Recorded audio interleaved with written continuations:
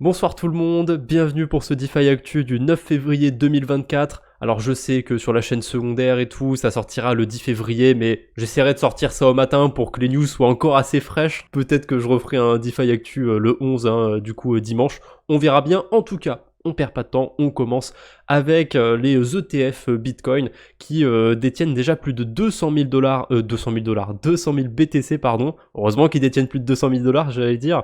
Ce chiffre ne prend pas en compte le GBTC de Grayscale. Donc ça accumule plutôt pas mal du côté des ETF Bitcoin, c'est un peu silencieux, enfin bon là ça s'est vu un petit peu sur le cours aujourd'hui, mais je pense pas que ce soit lié aux ETF, voilà, on était resté pendant plusieurs semaines, je crois que ça fait au moins 2 semaines qu'on est entre les 42 000, 43 000, voilà, au bout d'un moment ça sort un petit peu, en haut, en bas, on est sorti en haut, je suis pas sûr que ce soit lié aux ETF ou quoi que ce soit, mais voilà, c'est en accumulation depuis le début, et donc écoutez, c'est plutôt une bonne nouvelle de ce côté-là. Une mauvaise nouvelle par contre, c'est du côté de PlayDAP. Voilà, je passe toujours en revue les mauvaises news que je vois passer. En ce moment, il n'y a pas beaucoup de mauvaises news, on va pas se mentir.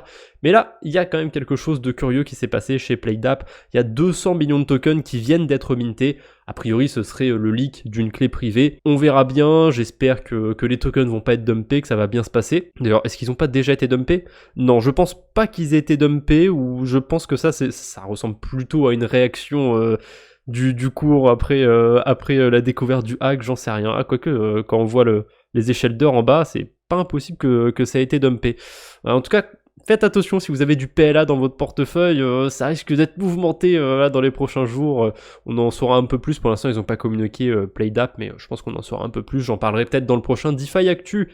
Ah, D-Bank, ils avaient lancé une fonctionnalité qui s'appelait du coup, parce que je sais pas s'ils vont la garder, Suicide. Ça permettait de supprimer toute trace de son activité sur D-Bank, et bon, d'un côté le nom est bien trouvé, mais c'est peut-être un chouïa violent comme nom pour une fonctionnalité, et j'ai l'impression qu'ils sont revenus un petit peu en arrière sur ça. D'un côté ça a été assez mal accueilli, et il y a de quoi, ils auraient pu trouver un nom un peu plus métaphorique, et bon voilà, pour l'instant ils ont supprimé leur poche, je sais pas s'ils comptent faire retour en arrière ou pas pour cette fonctionnalité, s'ils vont la renommer ou quoi que ce soit, mais on a une autre grosse news autour de D-Bank, c'est Rabi Wallet qui est enfin disponible sur mobile. Voilà, je les attendais, ça fait plus d'1 an qu'ils teasent cette version mobile, et ça y est, là c'est disponible, on a Rabi sur mobile, j'ai déjà installé, j'ai pas encore testé, mais là ce week-end je vais tester. Ça promet d'être sympathique, comme sur PC, on va pouvoir simuler nos transactions, ça change pas, je trouve que l'affichage est clean. Qu'est-ce qu'on a? On peut se connecter avec plein de wallets, même des hardware wallets. Alors je n'ai jamais fait de connecter un hardware wallet sur mon smartphone, et je pense pas le faire demain. À la limite, je préfère avoir un hot wallet où il n'y a pas grand chose dessus. Hop, et voilà, on peut télécharger Rabi sur Google Play, et pas encore sur l'App Store a priori, mais ça devrait pas trop tarder. On enchaîne avec Ethereum, la mise à jour d'Encun qui devrait arriver pour le 13 mars a priori. Pour rappel, pas le principe, mais l'aboutissement de cette mise à jour, ça devrait être la réduction des frais sur les Layer 2. A priori, de ce que j'ai compris, ça sera encore plus réduit un peu après la mise à jour. Voilà, me demandez pas les détails techniques ou quoi que ce soit, vous vous débrouillez, vous allez voir la documentation par vous-même. Voilà, Ethereum c'est open source, donc il n'y a pas de problème de ce côté-là. Ah, les airdrops. On adore tous les airdrops, c'est super, c'est sympa, mais ça fait déjà quelques vidéos que je vous dis, les airdrops c'est bien, ça reste quand même une hype, je suis pas convaincu que ça dure encore des années et des années, après je peux me tromper, et pour l'instant, je continue de spéculer sur des airdrops parce qu'il y a plein de choses intéressantes à faire, ça reste encore une bonne partie du contenu que je fais, mais là, je commence à voir des médias qui parlaient pas forcément d'airdrop et qui commencent à s'y mettre un petit peu, à faire des posts airdrop et compagnie. Je crois qu'il y a Cryptomatrix dans sa dernière vidéo ou un dernier live que j'avais écouté qui a dit qu'il s'y mettrait bien. Non, c'était pas Cryptomatrix, ça devait être... c'est CryptoFlash qui avait dit ça dans sa dernière vidéo d'actu, je crois. Je regarde plus trop maintenant CryptoFlash parce que je trouve que ça a baissé un petit peu en qualité depuis qu'on n'est plus en bear market. Ça, c'est à part. Ça, c'est mon opinion. Bref, on a des médias de plus en plus mainstream qui commencent à parler d'airdrop et compagnie, donc ça montre quand même que la hype est là. Ça intéresse tout le monde en ce moment, les airdrops, et ça va tellement loin qu'il y a le wallet Argent X sur Starknet. A priori, vous pouvez gagner plus de points si vous utilisez le wallet Argent X sur Ecubo. Ekubo, je sais pas comment ça se prononce, peu importe. C'est dingue, on en arrive à un point où là, le wallet Argent, ils ont littéralement fait un mini-thread pour expliquer comment farmer des points sur Ekubo, c'est dingue, ça prend de ses proportions. Écoutez, c'est cool, pour l'instant la hype dure, on est dedans, on en profite. Il y a même Arthur Hayes qui, j'ai pas été lire l'article, mais déjà juste ça me suffit pour étayer un peu mon opinion, mais qui suggère que les programmes de points pourraient être la clé d'une adoption plus large et plus efficace des technologies blockchain, surpassant les approches traditionnelles telles que les ICO et le yield farming. C'est une autre manière de faire, et généralement, c'est pas incompatible, hein. On peut faire un airdrop et une ICO, un airdrop et du yield farming, même les trois, hein. Il y a des projets qui ont fait les trois, c'est totalement compatible. C'est le truc du moment, donc forcément, les gens, ils voient qu'il y a certains protocoles qui mettent des points en place et qui derrière donnent des tokens. Bon bah voilà, tous les autres trucs qui font des points, on va aller dessus, on va mettre des sous dessus, ça va être super, ça va bien se passer. Forcément, c'est pas un Ponzi, mais vous comprenez l'idée, quand il y aura plus personne qui va s'intéresser aux points, ou alors il y aura forcément un plafond de verre au bout d'un moment, et ça va se réduire. Les airdrops vont devenir un peu moins intéressants, et puis en plus, plus il y a de monde qui les farm, moins ça devient intéressant. Après, je dis ça, mais j'y contribue en faisant du contenu dessus, hein. Je suis totalement conscient de ça. Mais bon, moi j'aime bien partager ce que je fais sur la DeFi, voilà, je vois pas pourquoi je le ferai pas. Mais bon, c'est comme ça, malheureusement, ce sera pas éternel. Moi, j'ai du mal à croire que c'est ça, en fait, qui amène l'adoption massive, hein. C'est peu importe la manière de gagner de l'argent. Les gens cherchent juste à gagner de l'argent avec les airdrops ou quoi que ce soit, hein. Et avec la plupart des choses en crypto, hein. Je pense que tout le monde, presque tout le monde en tout cas, allez, on va dire tout le monde après 2017, est venu dans le marché crypto pour l'aspect financier. Ou alors un bon 95-99% dans ces eaux-là, ça m'étonnerait pas. On va pas se le cacher. Après oui, on peut tomber sur le white paper de Bitcoin, sur plein de choses qui nous font voir plus loin que juste l'aspect spéculation, mais quand même, c'est très présent dans l'écosystème. Et voilà, je suis pas convaincu que ça dure des années ces systèmes à points. Mais on verra bien. En tout cas, je peux quand même apporter un point positif par rapport à ça. Enfin, positif. Ça peut être questionnable quand même, mais Lido avait quand même vachement le monopole du staking avant qu'on ait... c'était peut-être pas non plus avant Eigenlayer, mais avant qu'on ait cette vague d'airdrop et tout à farmer, le liquid staking et même le staking en général était vachement concentré chez Lido. Ils avaient une énorme part du staking, ils ont encore une grosse part, mais ça s'est nettement amélioré depuis qu'on a plein de nouveaux acteurs et qui nous promettent plein de points et plein d'airdrops aussi, hein. Ça s'est un peu amélioré, mais est-ce que quand tous ces projets feront des airdrops, les gens vont rester dessus ou tout le monde va aller chez Lido, chez Rocket Pool éventuellement ou chez quelqu'un d'autre, hein, d'ailleurs? J'en sais rien, je suis curieux de voir comment ça va évoluer tout ça. Mais bon, pour l'instant, ça a permis de décentraliser un peu plus à ce niveau-là. Après, on peut voir les choses autrement, on peut se dire, oui, mais peut-être que Lido, c'était un super acteur et c'est pas plus mal qu'il y ait tous les Ethers chez eux. Peut-être que là, il y a des Ethers qui vont se retrouver chez des acteurs qui sont pas terribles. De toute façon, je pense que décentraliser les choses, c'est forcément une bonne chose. Voilà. Avoir les Ethereum qui se retrouvent stakés chez plusieurs entités, c'est forcément mieux que tout chez une entité, même si on peut avoir confiance envers cette entité. Voilà, je sais pas si j'ai bien réussi à me faire comprendre, mais je pense que vous avez saisi. On a eu une levée de fonds du côté de Drift Protocol. Donc Drift, c'est un protocole de perpétuel sur Solana, hein. J'en avais parlé dans ma vidéo des airdrops à farmer sur Solana. Ils ont levé quand même 23,5 millions de dollars. Honnêtement, c'est pas mal, hein. Y a des protocoles de perp qui ont levé des fonds. Là, 23 millions, c'est pas dégueu. En plus, il y a quand même une petite hype, hein, du côté de Drift. Ils ont lancé leur système à points il y a pas longtemps. Et d'ailleurs, il y a des points rétroactifs. Ils sont pas encore dévoilés, mais si vous avez utilisé Drift avant que le système à points soit lancé, a priori vous aurez des points. Ça garantit pas un airdrop, parce que je suppose que ça va être un délire à palier. Si vous avez, je sais pas, je dis une bêtise, hein, mais si vous avez 1000 points minimum, vous êtes éligible. Et si vous en avez moins, vous l'êtes pas, par exemple. Ou à partir de 1000, vous avez 10 tokens. À partir de 10 000 points, vous avez 20 tokens, etc. Vous voyez, ça peut être ce genre d'idée. Donc ça veut rien dire, c'est pas parce que vous avez des points que vous allez avoir l'airdrop, mais c'est cool qu'il y ait ce système de rétroactivité, et clairement, hein, voir cette levée de fonds, ça m'a un petit peu déclenché mon envie d'essayer le delta neutre. Ça fait plusieurs fois que j'en parle en vidéo, et peut-être même en live aussi, et le delta neutre, en gros, c'est tout con, hein, c'est faire un trade et l'opposé de ce trade en même temps. pour justement pour que ça s'équilibre.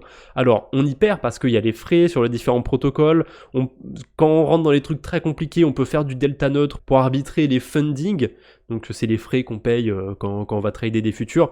Voilà, c'est quelque chose de très compliqué, on va très loin, mais il y a des choses à faire de ce côté-là. J'ai envie de tester un petit peu. Ça risque d'être un peu chaotique, hein. De toute façon, à chaque fois que je teste un truc en live, généralement ça se passe jamais comme je veux, mais on verra. J'ai espoir pour ce soir, et du coup je vais essayer un petit peu le delta neutre, et je pense que je vais essayer ça sur Drift et sur Zeta. Voilà, on verra bien comment ça va se passer. Ensuite, qu'est-ce qu'on a? Hop Protocol qui baisse les frais en ce moment pour bridger du DAI vers la Gnosis Chain. Écoutez, c'est sympa, si vous avez besoin de bridger des DAI vers là-bas, pourquoi pas. D'ailleurs, vous voyez que sur le screen, vous êtes carrément payé à bridger des DAI, regardez, il envoie un DAI, il reçoit un peu plus d'un DAI. Non, c'est normal, sur Hop Protocol, il y a un système de pool de liquidité, et du coup, parfois ça se déséquilibre un petit peu sur une blockchain, c'est pour ça qu'on peut recevoir plus de DAI. Si je fais dans le sens inverse, si je vais de Gnosis à Polygon, du coup c'est inversé, j'envoie un DAI et je reçois un tout petit peu moins d'un DAI, vous voyez le problème. Bref, les frais sont baissés. Pourquoi pas, je sais, là c'est un exemple avec un DAI, je sais pas ce que ça donnerait avec 1000 DAI, j'aurais pu aller voir, mais j'avais la flemme. En tout cas, c'est quand même cool que les frais soient baissés. Pour ceux qui stake du Dimension, vous avez le premier vote de gouvernance, donc n'hésitez pas à aller participer au vote de gouvernance. C'est pas dit que ça sert à grand chose de faire ça, mais j'avais émis cette hypothèse dans ma vidéo sur le staking autour de l'écosystème Cosmos, et je pense que à terme, participer à la gouvernance, ça pourrait être une condition supplémentaire pour des airdrops sur cet écosystème. Voilà, pour l'instant, ce qu'il faut faire pour être éligible à des airdrops sur cet écosystème, c'est staker et attendre. Je me dis que on peut faire de la gouvernance sur Osmosis, on peut faire du volume et compagnie. Peut-être qu'on peut aller voir un petit peu plus loin que juste staker des cryptos. Voilà, de toute façon, ça coûte pas grand-chose de voter, donc voilà, je vous mettrai le lien dans la description de la vidéo, et pour ceux qui sont sur le live, je vous mettrai le lien après, il n'y a pas de problème. On a le token de Wormhole qui est échangé en avance sur Hyperliquid, c'est pas le premier token qui est pré-spéculé, et je vous avais déjà parlé du token de Wormhole parce que Dropstab, ils avaient fait une prédiction autour de 25 centimes, et là, du côté d'Hyperliquid, il se trade déjà autour de 80 centimes, soit 3 fois la prédiction. Si je dis pas de bêtises, à 80 centimes, ça donnerait un Wormhole à 1,2 milliard de market cap, quelque chose comme ça, peut-être même un peu plus. Donc ce serait quand même une bonne market cap, un bon mastodonte, il serait largement dans le top 100, il serait largement dans le top 100 avec cette capitalisation. On verra s'il va être effectivement lancé autour des 80 centimes, si d'ici là ça va augmenter ou pas, parce qu'il n'est pas encore lancé, je pense pas que ça va se faire demain non plus.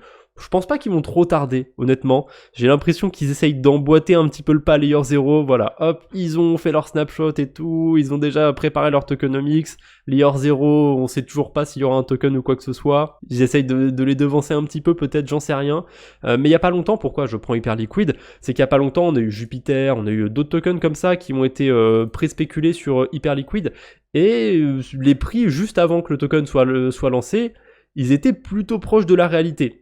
Donc je pense que ça va être à surveiller du côté de Wormhole. Je sais que j'ai interagi quelques fois avec Wormhole. Pour l'instant, on sait pas, on connaît pas les critères d'éligibilité, donc je sais pas si je suis éligible. Mais c'est pas impossible. Ah, je croise les doigts, j'ai un peu espoir. Faut pas que je me hype de trop parce que si jamais je suis pas éligible, j'aurai les boules. Mais voilà, je surveille un petit peu parce que ça m'intéresse. Je veux savoir en fait si je vais être vendeur ou pas au début si j'ai des tokens. Là, on est déjà à 1 milliard de market cap. Bon, je pense pas que ce soit surévalué non plus parce qu'on parle de Wormhole, mais c'est quand même cher. Autant dire que si j'ai pas d'airdrop, j'irai pas spécialement spéculer sur le token, je pense. C'est le nouvel an chinois, si je dis pas de bêtises aujourd'hui. En tout cas, il y a plein de protocoles qui ont balancé des news autour de ça. Voilà, c'est l'année du dragon, magnifique. Et justement, autour de cette année du dragon, vous voyez sur Bebop, on peut récupérer un petit badge, une petite carte, appelez ça comme vous voulez, mais il y a des conditions pour ça. Il faut faire au moins 8 trades avec 88 $ de volume à chaque fois, ou 888 $ de volume au total. Voilà, il y a plein de petites quêtes comme ça à faire du côté de Bebop. Il y a certaines quêtes qui sont temporaires. J'en ai déjà parlé de Bebop. C'est sympathique. Après, allez faire des trades surtout si vous en avez besoin. Allez pas vous forcer à faire du volume sur Bebop parce qu'on spécule sur l'airdrop ou quoi que ce soit. Il n'y a pas de système à points ou quoi, donc... Puis c'est un DEX. La plupart du temps, les DEX, on peut les utiliser juste quand on a besoin. Je pense que si on utilise un minimum la DeFi, ça devrait aller. Et voilà. N'hésitez pas à tester Bebop. C'est pas le Dex qui vous donnera le meilleur retour, je l'ai déjà dit, mais il a une approche différente des autres, donc je pense qu'il peut être intéressant quand même. On a l'événement Web3 Connect qui a fait un petit peu parler de lui, parce qu'il y a plein d'influenceurs qui ont teasé cet événement en mettant justement cette image de dégradé bleu et rose. Alors, je veux pas avoir l'air d'insulter les gens qui ont organisé l'événement ou quoi que ce soit, mais je suis quand même pas d'accord avec le prix. 125 € pour un truc qui se vend comme une réunion d'influenceurs. Non, c'est pas une réunion d'influenceurs. C'est un événement créé par des influenceurs pour leur communauté et compagnie. Ça fait un peu cher 125 €. Alors je veux bien que ce soit sur Paris, il faut louer la salle et compagnie, blablabla. Mais je trouve ça un peu cher honnêtement. Je trouve que ça pique un peu et j'ai vu des gens défendre ce prix-là alors que les influenceurs... Je sais très bien comment ça marche. Moi aussi, j'ai été approché par le gars qui lance cet événement. Faut juste faire quelques tweets autour de ça et vous avez votre place gratuite. Donc forcément, vous êtes bien placé pour se dire oh, 125 €, ça va, c'est dans les prix, c'est à Paris. Bah, vous allez pas payer, les gars. Vous allez juste payer votre billet de train. Et encore, si ça se trouve, il y en a qui vont être défrayés. J'en sais rien. Voilà, quoi. Vous êtes mal placé pour parler, les gars. Moi, personnellement, 125 €, je suis pas chaud pour les sortir pour ça. Après, je sais pas de quoi ils vont parler, mais de ce que j'ai vu. Je précise bien, de ce que j'ai vu, ça a l'air d'être vendu comme un truc d'influenceur et compagnie. Moi, je préfère foutre des sous à la limite, tant qu'aller dans une conférence, où je vais apprendre des choses, je vais voir des projets, etc. Donc bref, on verra bien. J'ai mis à jour mes listes sur Twitter, parce que oui, j'utilise les listes sur Twitter, moi je trouve que c'est vachement sympa, parce que ça permet de filtrer en fait certains types de contenus. Moi j'ai fait des listes autour de médias crypto, d'alertes crypto, ça c'est les comptes qui mettent des alertes quand il y a des hacks et compagnie, les comptes de blockchain, les influenceurs français, anglais que je suis. Alors j'en suis plus que ça, mais il y en a que je suis plus que d'autres on va dire. Qu'est-ce que j'ai? Les protocoles DeFi, ça je regarde tout le temps, des comptes d'analyse et tout, blablabla, blablabla. Et quelques comptes autour des airdrops. Mais c'est pas la liste la plus pertinente honnêtement. Voilà, donc j'ai mis un peu mes listes à jour, je le fais de temps en temps, mais là ce matin je me suis posé et vraiment j'ai été faire le tri dans toutes les listes, j'ai rajouté des comptes, j'ai supprimé des comptes qui étaient plus trop actifs ou qui mettaient du contenu qui était pas top. Voilà, donc j'ai mis un petit peu à jour mes listes, vous aurez le lien dans la description si ça vous intéresse et je vais le mettre aussi dans le chat pour ceux qui sont sur le live. Voilà, c'était tout pour ce petit DeFi Actu, j'espère que ça vous a plu, on se retrouve bientôt j'espère, d'ici là portez-vous bien, salut tout le monde.